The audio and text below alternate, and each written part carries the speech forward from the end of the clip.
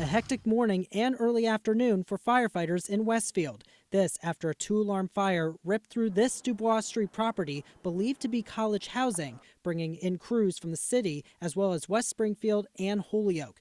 Westfield Fire Chief Patrick Egloff says while it's unclear where the fire started, there is an idea as to why the flames were as large as they were.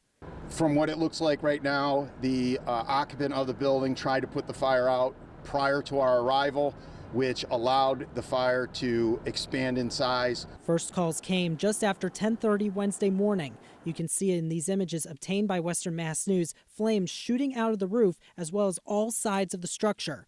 Parts of the home coming down in pieces.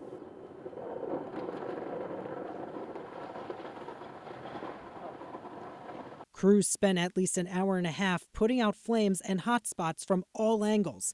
Thankfully, no one was hurt, and all the occupants are being assisted by the Red Cross. One witness tells Western Mass News he was on Cherry Street when everything unfolded. Initial, just a lot of smoke, big cloud of smoke, and then it got darker and more smoke, and then I just came over here and just saw the top of the house basically on fire. We also spoke to Mary Jo Binault, who lives right around the block. She says she woke up to sirens. I looked out the window, I could see the smoke.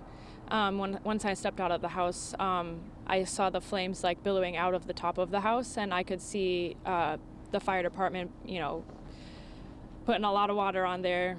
The Massachusetts Department of Fire Services set up a rehab unit to support firefighters at the scene. Chief Egloff says this was not an easy task as there was not a lot of water in the area. We started off with a hydrant on Dubois Street.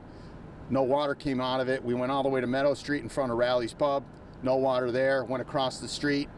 Had very little water there.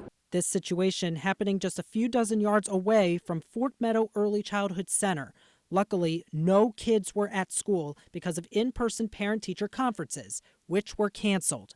That was fortunate, that it was just our staff in the building and that kids weren't, exposed to something that could be traumatic. We offered our school building to any of the fire, police, even residents that were displaced from their homes.